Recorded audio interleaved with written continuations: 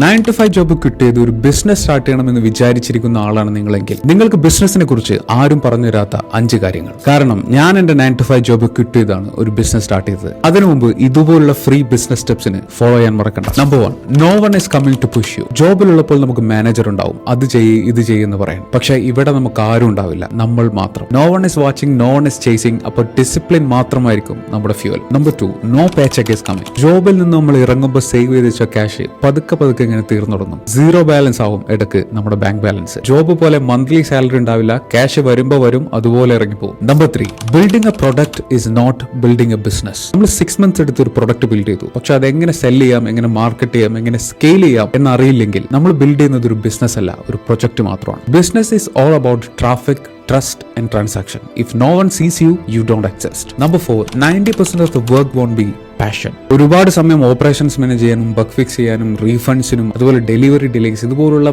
Boring സ്റ്റഫിന് നമ്മൾ കൊടുക്കേണ്ടി വരും. 10% മാത്രമേ നമ്മളെ പാഷനേറ്റ് ആയ ക്രിയേറ്റീവ് വർക്ക് ഉണ്ടാകുകയുള്ളൂ. പാഷൻ ഒരു തുടക്കം മാത്രമാണ്, ബിസിനസ് ബിൽഡ് ചെയ്യുക പ്രോസസ്സാണ്. Number 5, you will lose friends. Sunday holiday അല്ല, 24/7 ഇത് തന്നെയായിരിക്കും നമ്മുടെ ചിന്ത. ഫ്രണ്ട്സിന്റെ കൂടെ ഹാങ് ഔട്ട് ചെയ്യാൻ സമയം ഉണ്ടാവില്ല. നമ്മുടെ ഫ്രണ്ട്സ് പുതിയ കാർ വാങ്ങുമ്പോഴും ഇന്റർനാഷണൽ ട്രിപ്പ് പോകുമ്പോഴും നമ്മൾ അവരെ വാട്സ്ആപ്പ് സ്റ്റാറ്റസ് നോക്കിയിരിക്കുകയായിരിക്കും ചെയ്യുക. ഇപ്പോഴും 9 to 5 ജോബ് കിട്ടുക നിങ്ങൾ റെഡി ആണെങ്കിൽ, ശരിയായ ഒരു പ്ലാൻ ഉണ്ട്, വർക്ക്ഔട്ട് ആവുമെന്ന കോൺഫിഡൻസ് ഉണ്ടെങ്കിൽ, ഡു ഇറ്റ് ദെൻ.